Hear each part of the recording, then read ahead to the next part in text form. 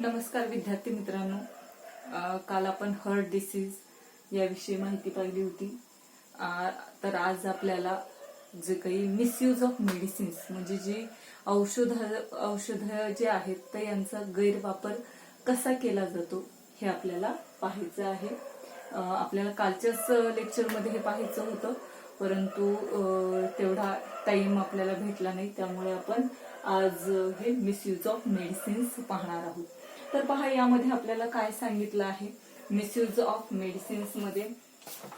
First जो point तुम्हाला दिलेला आहे पहा, तो आहे some people taken the medicines without prescription of a doctor. काही अशा व्यक्ती असतात, काही म्हणजे बऱ्याच अशा व्यक्ती आपण म्हणू शकतो की ज्या मेडिसिन्स टेक द मेडिसिन्स म्हणजे औषधं घेत असतात. कशी घेतात? विदाउट प्रिस्क्रिप्शन ऑफ डॉक्टर, म्हणजे डॉक्टरांचा सल्ला न घेता बहुतेक व्यक्ती जे असतात हे काय करत असतात, औषधे घेत असतात. म्हणजे आपण मेडिकलमध्ये जाऊन म्हणतो मला सर्दी झालाय, खोकला झालाय किंवा काय डोकं दुखतंय, अशा ह्या नॉर्मल जी कारणं आहेत यासाठी आपण काय करतो, आपल्याच मनाने औषधं घेत असतो. यासाठी आपण डॉक्टरांचा सल्ला घेत नाही, परंतु ही कशी आहे, चुकीची पद्धती आहे. यामुळे काय होतं पहा, overdose of medicines may affect our body. Overdose of medicines म्हणजे आपण औषधाचं प्रमाण अति प्रमाणामध्ये जर औषधं घेतली तर अफेक्ट ऑफ आवर बॉडी, त्याचा परिणाम आपल्या शरीरावरती होत असतो. काय होतं ओव्हरडोस ऑफ मेडिसिन्स म्हणजे औषधाचं जर अति प्रमाण जर झालं घेण्याचं, तर त्यामुळे कशावरती परिणाम होतो, अफेक्ट आवर बॉडी म्हणजे आपल्या शरीरावरती त्याचा परिणाम होत असतो. म्हणजे आपण कधी कधी करतो पहा, आपलं खूप डोकं दुखत असेल आणि आपल्याला जर काय सांगितलं डॉक्टरांनी अर्धीच गोळी खायला सांगितली, तर आपण काय करतो, कधी कधी एक गोळी खातो. मग याचा काय होतो, आपल्या शरीरावरती विपरीत असा परिणाम होत असतो. ओव्हरडोस, याला आपण ओव्हरडोस म्हणतो. म्हणजे कमी जर सांगितलं असेल तर आपण त्यापेक्षा दुप्पट खाणं. ठीक आहे. देन पहा, फॉर एक्झाम्पल काय, overdose of pain killer may damage nerve system, excretory system and liver. Overdose of pain killer म्हणजे वेदना शामक अशा औषधांचा आपण जर काय केला, ओव्हरडोस म्हणजे अति प्रमाणामध्ये अशी अग्निशामकच आलं, पेन किलर म्हणजे वेदना शामक जर घेतली, वेदना कमी करणारे जर औषधं आपण अति प्रमाणामध्ये जर घेतली, तर यामुळे काय होण्याची शक्यता असते, डॅमेज नर्व सिस्टीम म्हणजे आपली चेतासंस्था जी आहे ही डॅमेज खराब होण्याची शक्यता असते. आपली एक्सक्रिएटरी सिस्टीम काय होते, त्या ठिकाणी डॅमेज खराब होते. लिव्हर आपलं यकृत जे आहे हे सुद्धा खराब होण्याची शक्यता असते. आणि हे कशामुळे, ओव्हरडोस ऑफ पेन किलर्स, वेदना शामक हे अतिरिक्त प्रमाणामध्ये घेतल्यामुळे. देन पहा, ओव्हरडोस ऑफ अँटीबॉडीज. जर आपण प्रतिजैविके आपल्याला देतात पहा, औषधं लहान मुलांना पाहिलं असेल तुम्ही, एका औषधाबरोबर दुसरं एक औषध देतात, जे काय असतं, अँटीबायोटिक्स असतं, म्हणजे प्रतिजैविके असं म्हणतो आपण. म्हणजे जर त्याला काय होत असेल, त्याचं पोट वगैरे दुखत असेल किंवा सर्दी वगैरे झालेली असेल, तर डॉक्टर काय करतात, एक सर्दीचं औषध देतात आणि त्याबरोबर एक काय करतात, अँटीबायोटिक्स देत असतात, म्हणजे प्रतिजैविके देत असतात. तर याचा जर ओव्हरडोस झाला, तर या प्रतिजैविकांचा जर ओव्हरडोस झाला तर काय होतं रे, लीड नॉसिया म्हणजे आपल्याला काय व्हायला लागते, मळमळ व्हायला सुरुवात होते. स्टमक म्हणजे पोट दुखी व्हायला सुरुवात होते. डिसेंट्री अतिसार होतो, जुलाब लागतात. रॅशेस म्हणजे काय, चट्टे निर्माण होतात. Then white patches on tongue, आपल्या जिभेवरती पांढरे चट्टे निर्माण होत असतात. हे कशामुळे होतं, ओव्हरडोस ऑफ अँटीबॉडीज म्हणजे प्रतिजैविकांचं जर अति वापरामध्ये सेवन जर केलं, तर यामुळे काय होतं आपल्याला, nausea, stomach, dysentery, rash, white patches on tongues. हे काय त्याची जी काही आपण मिसयूज केला मेडिसिन्सचा, तर त्याचा आपल्या कशावरती, बॉडीजवरती, आपल्या शरीरावरती काय होतो, परिणाम होत असतो. They may cause the our body, आपल्या शरीरावरती याचा परिणाम होत असतो. हे आपण काय पाहिलं, मिसयूज ऑफ मेडिसिन्स. आणि असे बरेच व्यक्ती असं करत असतात आणि त्यांना या जे काही त्यांचे इफेक्ट जे बॉडीवरती होत असतात, तर यामधूनही त्यांना जावं लागतं. देन पहा, त्यानंतर आपल्याला पाहायचे जेनेरिक मेडिसिन्स. जेनेरिक मेडिसिन्स म्हणजे आपण त्याला जेनेरिक औषधं असं म्हणतो. पहा, मग आता ही जेनेरिक औषधं काय आहेत नेमकी? या जेनेरिक मेडिसिन्सलाच काय म्हणतात रे? Generic medicines is also known as general medicines. काय म्हणतात ह्याला? जनरल मेडिसिन्स असं म्हणतात. म्हणजेच आपण याला काय म्हणू शकतो, सामान्य औषधही म्हणू शकतो. देन पहा, these are manufactured and distributed without any patent. यांचे जे काय मॅन्युफॅक्चर म्हणजे तयार करण्याची आणि डिस्ट्रीब्यूट म्हणजे वितरणासाठी ते कोणत्याही प्रकारचं पेटंटचा वापर करत नाही, किंवा पेटंट शिवाय हे त्या औषधांचं निर्मिती करतात आणि वितरण करत असतात. देन पहा पुढे, this medicines are as par in a quality with branded medicines. पहा, जे काही ब्रँडेड मेडिसिन्स असतात, ब्रँडेड औषधी जे आहेत, तर त्यांच्या ऍज पार म्हणजे त्यांच्या क्वालिटी आपण त्याला त्यांच्या क्षमतेच्या समकक्षच कोणते मेडिसिन्स असतात, हे जेनेरिक मेडिसिन्स असतात. म्हणजे त्याची बरोबरीनेच कोणती मेडिसिन्स असतात, जेनेरिक म्हणजे सामान्य औषधी असतात. म्हणजे ब्रँडेड आपण काय करतो रे, कोणतीही वस्तू जर घ्यायची म्हणली, आपण जर खरेदी करायला गेलो तर कोणतीही वस्तू जर घ्यायची म्हणली तर आपण काय म्हणतो, ब्रँडेड वस्तू द्या. ब्रँडेड वस्तू म्हणजे नेमकं काय, की एखादी महाग वस्तू असेल म्हणजे आपण त्याला काय म्हणतो, हा ही ब्रँडेड आहे, असं नाही. आपण जर त्याच लेवलची जी काही कमी किमतीची जरी वस्तू घेतली तरी सुद्धा ती काय करत असते, तेवढाच फायदा आपल्याला करून देत असते. मग तसंच कशाचं आहे, या मेडिसिन्सचं आहे. म्हणजे जे काही ब्रँडेड मेडिसिन्स असतात त्याच्या समकक्ष क्वालिटी क्षमतेमध्ये कोणती मेडिसिन्स असतात, जेनेरिक मेडिसिन्स असतात. दे कशामुळे हे समकक्ष असतात, बिकॉज, आणि त्यांची किंमत का कमी असते रे, production of cost of this medicines is very low. अशा औषधांच्या निर्मितीचा खर्च हा कसा असतो, व्हेरी लो म्हणजे खूपच कमी असतो. आणि हा कशामुळे खूपच कमी असतो अशा औषधांच्या निर्मितीचा खर्च, because fewer expense on research as their formula is readily available. कशामुळे रे, कारण की पहा, जी काही औषधी तयार करायची असतात तर त्यावरील जो काही रिसर्च म्हणजे या औषधांचे संशोधनावरचा जो खर्च आहे हा कमी झालेला असतो. आणि आपल्याला रेडीली म्हणजे अगोदरच काय मिळालेला असतो, त्या औषधाचा फॉर्म्युला मिळालेला असतो. म्हणजेच काय की औषधाचा फॉर्म्युला तयार असल्यामुळे आपला जो खर्च आहे त्या संशोधनावरचा खर्च आणि फॉर्म्युल्यावरचा जो खर्च आहे हा काय होतो, वाचल्या जातो. आणि त्यामुळे जी काही ब्रँडेड मेडिसिनची जी कॉस्ट असते तर त्यापेक्षा जेनेरिक मेडिसिनची कॉस्ट कशी असते, लो म्हणजे कमी असते. कशामुळे कमी असते, because fewer expense on research as their formula is readily available. कारण की त्या औषधावरचं जे काही संशोधनावरचा खर्च, औषधाच्या संशोधनाचा खर्च आणि त्याचा फॉर्म्युला जो आहे हा या जेनेरिक मेडिसिन्स वाल्यांना काय असतो, अगोदरच उपलब्ध असतो. यावरती त्यांना खर्च करावा लागत नाही. त्यामुळे याची जी कॉस्ट असते जेनेरिक मेडिसिनची ही कशी असते, लो म्हणजे कमी असते. हे तुमच्या लक्षात आलं असेल. जेनेरिक मेडिसिन्स आणि त्या अगोदरचा पॉइंट होता मिसयूज ऑफ मेडिसिन्स. यानंतर आपल्याला पुढचा जो पॉइंट पाहायचा आहे पहा, हा पाहायचा आहे आपल्याला लाईफस्टाईल अँड डिसीजेस म्हणजे जीवनशैली आणि रोग याविषयी आपल्याला पाहायचं आहे.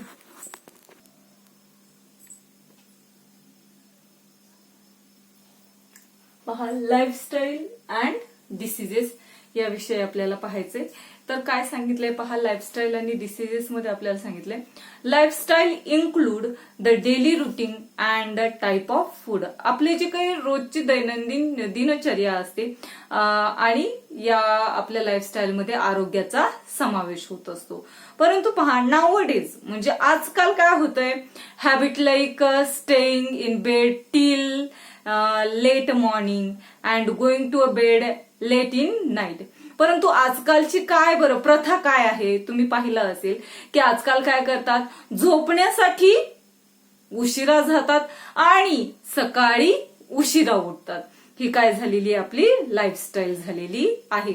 म्हणजे रात्री 12, 1, 2 वाजेपर्यंत जागायचं आणि सकाळी 8, 9 वाजता उठायचं. ही आपली काय झालेली आहे, आजकालची सवय झाली, लाईफस्टाईल झालेली आहे. And frequent change in meal timing.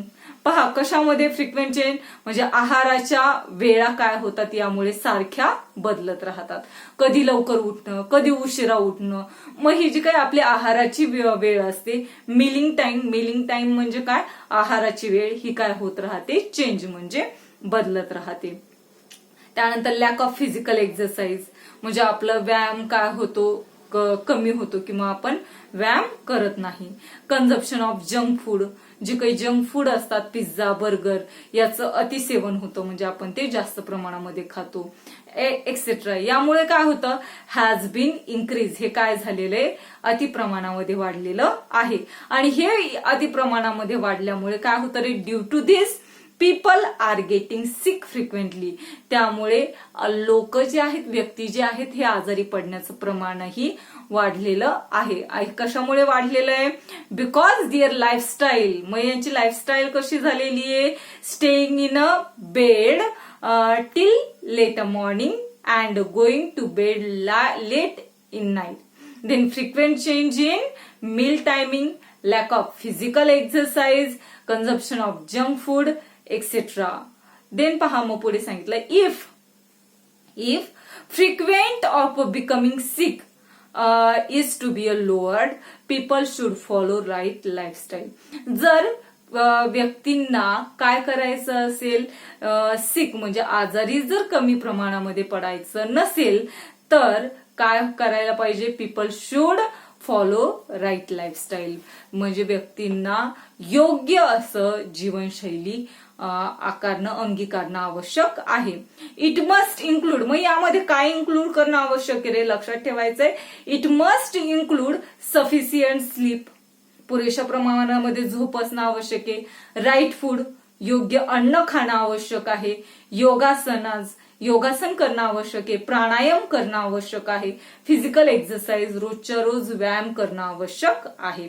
काय, it must include right lifestyle मध्ये काय इन्क्लूड करायचंय आपल्याला, sufficient sleep, right food, yogasanas, pranayams and physical exercise. Physical exercise should also be per one's own capacity. जी काही व्यायाम आहे हा आपल्या क्षमतेनुसारच करायचा आहे. नाही तर आपल्याला 10 किलोचं वजन उचलत नाही आणि ते आपण उचलायला जातोय, असं करायचं नाही. And pranayams and yogasanas should perform under a expert supervision. तज्ञांच्या मार्गदर्शनाखालीच प्राणायाम आणि काय करायचे आपल्याला, योगासनाच करायचे. नाही तर कुठेही वाकडं तिकडं करायचं आणि हातपाय मोडून घ्यायचे, असं काही करायचं नाही. आणि याचे जे काही व्हिडिओज आहेत हे तुम्ही पाहू शकतात प्राणायाम आणि योगासनाचे. हे काय आहे, आपली लाईफस्टाईल अँड डिसीज. यानंतरचे पहा, वॅक्सिनेशन म्हणजे लसीकरण. आता vaccination is important to prevent infectious disease. Vaccination जे आहे ते कशासाठी इम्पॉर्टंट आहे रे, संसर्गजन्य रोग होण्यासाठी हे लसीकरण आवश्यक आहे.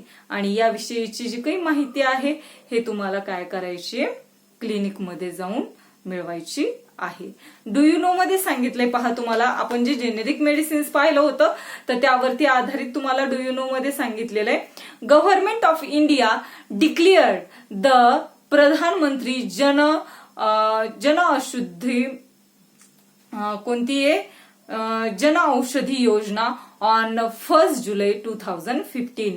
पहा, पंतप्रधान जनऔषध योजना जी आहे 1 जुलै 2015 भारत सरकारने जाहीर केलेली. किती? 1 जुलै 2015. काय म्हणून घोषित केलेलं आहे इंडियाने, भारताने? किती सांगितलेलं आहे?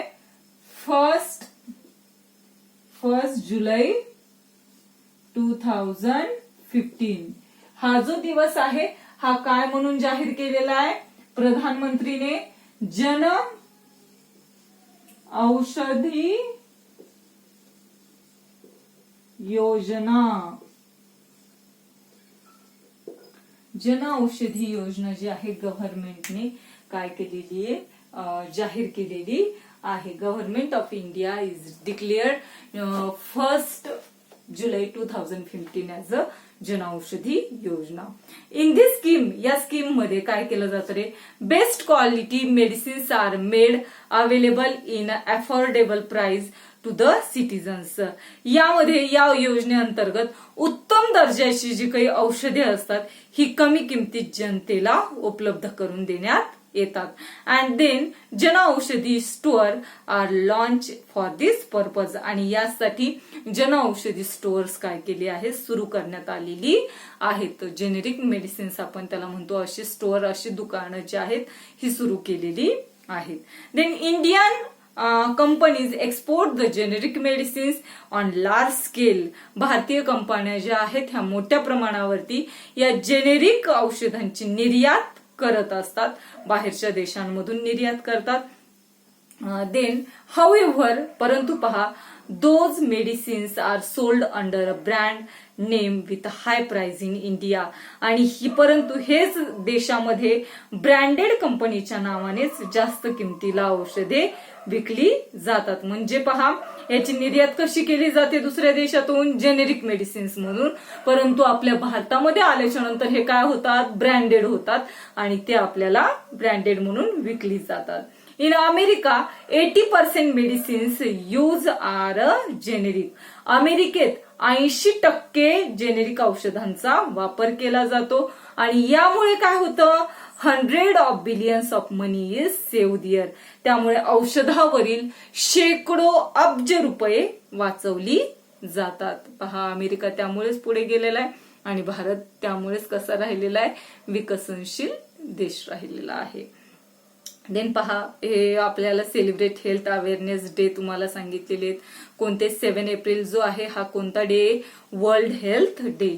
आपण हे जे काही हेल्थ डे आहेत हे आपण लिहून घेऊ. कोणता आहे? जे काही 7 एप्रिल.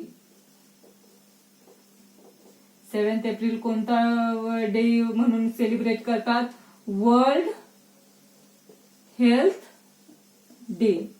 त्यानंतर आहे पहा 14 जून.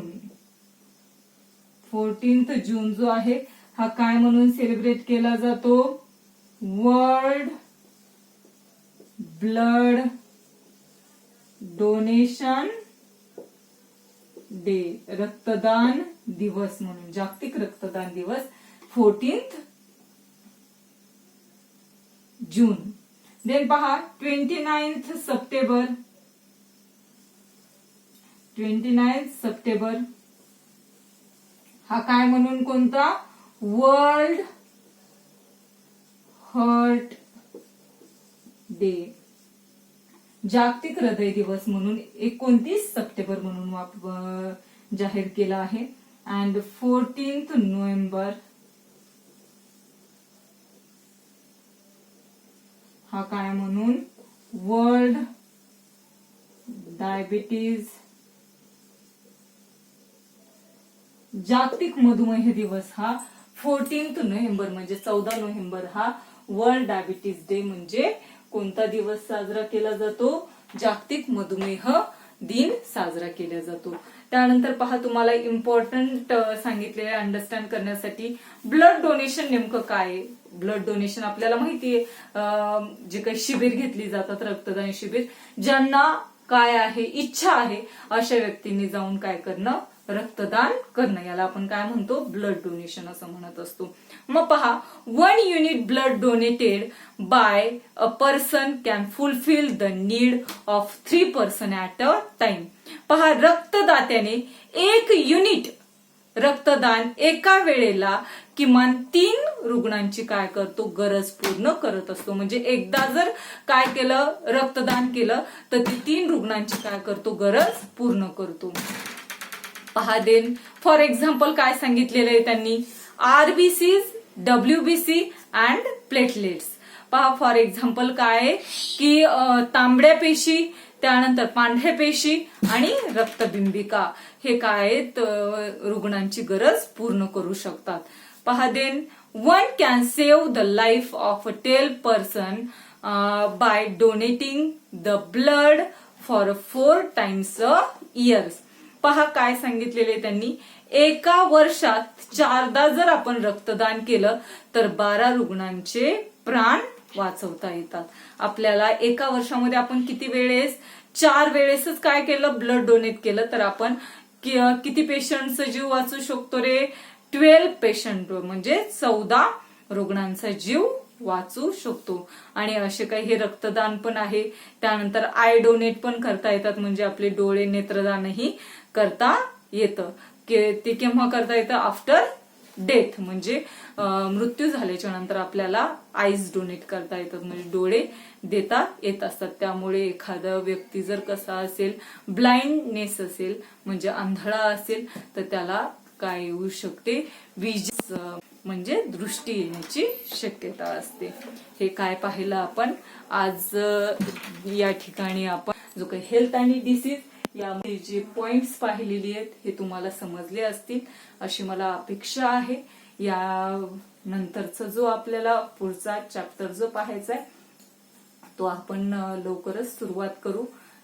यानंतर आजच्या आपण यामध्ये पिरियड्स मध्ये कशा कशा विषयी अभ्यास केला होता.